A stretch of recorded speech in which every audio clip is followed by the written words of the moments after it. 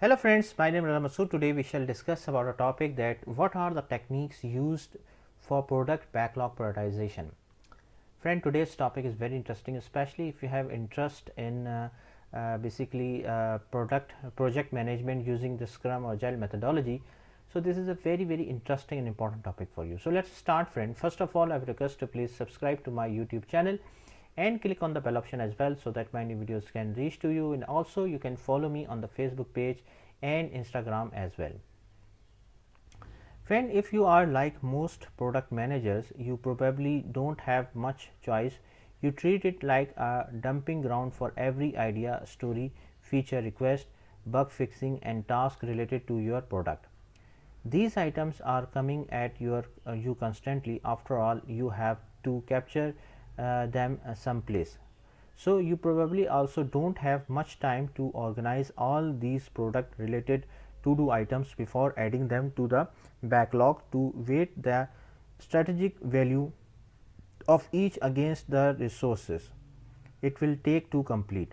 For example, so if you are like many of the product managers at ProductPlan talk to you, probably find that your product backlog has become a black hole actually.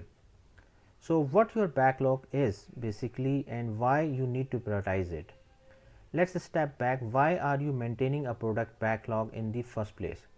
Ideally, your product backlog should be a list of every product related task your team needs to complete next and everything they can and should focus on after that. Beyond that point, however, once you get below say that second level of priority, the items on your backlog can quickly become a problem because they can bloat and clutter the list, making it more difficult to review and organize. This is why it's so important to prioritize your product backlog to make sure it doesn't become an open-ended list of every random thought anyone has about your product. Your backlog needs to be structured, organized and arranged to favor the most strategically important things for your team to work on. So, first thing is the tips to prioritize your product backlog. Determining a bucketing system for organizing item on your backlog. When organizing your backlog items, it's helpful to set categories that each item will fall under. What you choose to name these categories matter less than the purpose to give you a clear view of what needs to be prioritized. The backlog feeds what your team will work on during each sprint. So you need a system that empowers you to quickly find exactly what you are looking for. Friend, once you are determined the categories your team will use, you can neatly organize and slot in the items. So first step is the organize backlog items by category. So now when you are planning for your next sprint, you can easily look at the items in the backlog. You will understand what you need to accomplish and estimate what your team can handle. From there you can cherry pick from your categorized items and pull them into the next sprint. So we will go further detail on how exactly to score these items and pull them into the sprint backlog as we discussed. Step 2, pull backlog items into sprint workload. This system provides the structure that your team needs to feel empowered. The more organized your backlog is, the better everyone feels. They know what's coming and can actually move forward. Arrange the top items on your product backlog to represent your next sprint. One helpful step to organize your product backlog is to arrange the top portion of the list as the contents of your next sprint. This way you are not constantly looking at the backlog and asking when will we get to this and when we start tackling that.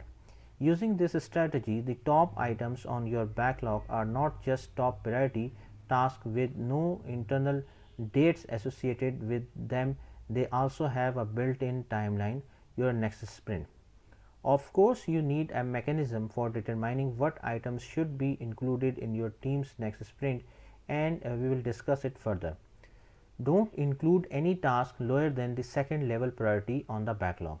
This is another simple, clean way of determining what makes it onto your backlog and what needs to go somewhere else.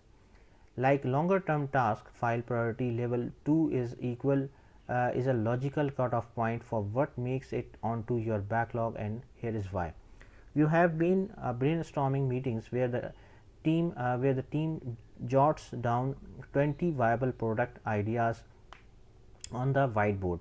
Maybe you are even hosted these meetings. Obviously, you can't execute on all 20 of those ideas, at least not in any near term time frame.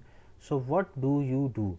You prioritize. Maybe you select the best 2 or 4 of those ideas and break them into stories, tasks, and plans your team can start working on.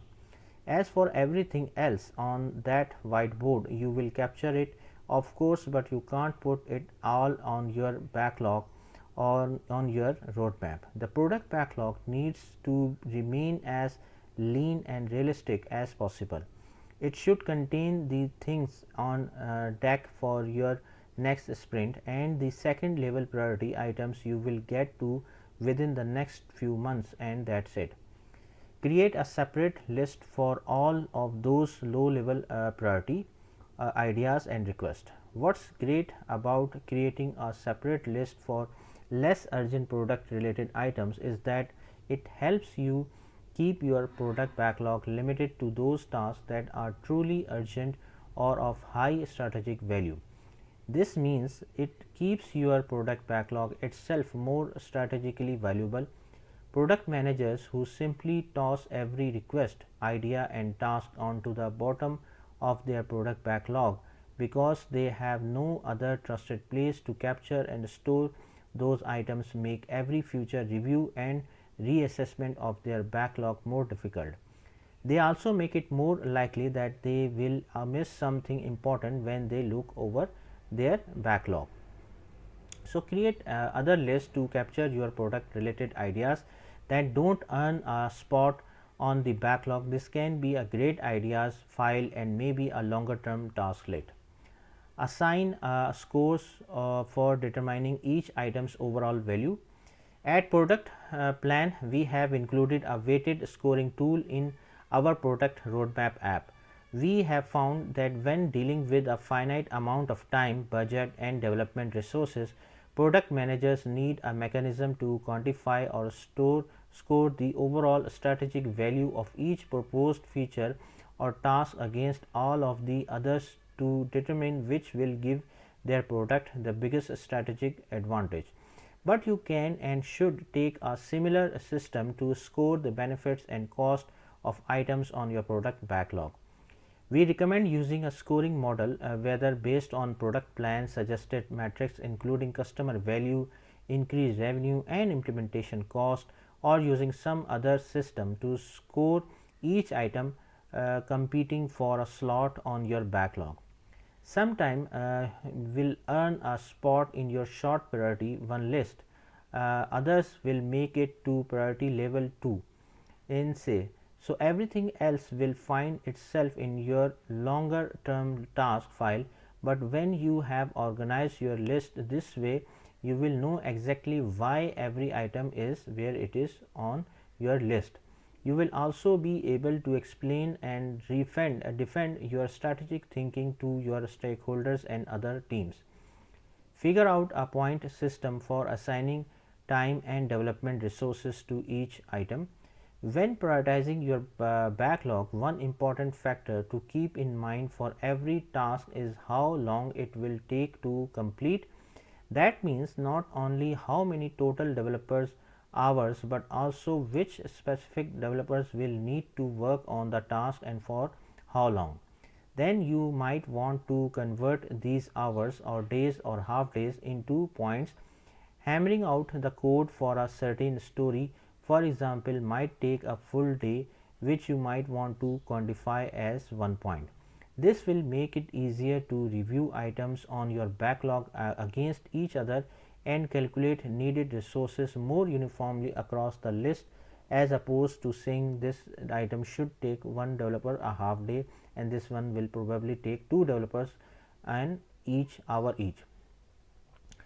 Re-evaluate the level 1 and 2 items on your backlog regularly. Finally, it's important to keep in mind that your product backlog is a living document, changing in priority often. After all, if you are following the advice in this video, the top portion of your backlog should be disappearing after every sprint as your team completes them. This means that some portion of the second level item on the backlog will move after every sprint as well to the on deck spot. When you have followed all our suggestions as discussed in the video, every item on your backlog now has a strategic reason for being exactly where it is on the list. You will find it much easier to review that list regularly. You will be able to determine if any new information, competitive intelligence, customer request, or just a screaming hot urgent fix demands you reprioritization things. Most importantly, you wouldn't be guessing with your prioritized product backlog. You will be making those prioritizations decisions systematically. So, friend, thank you. Thanks a lot for watching the video. I hope you like this video. If you like it, please share it with your friends and colleagues. And thanks a lot for watching the video. Thank you, friends.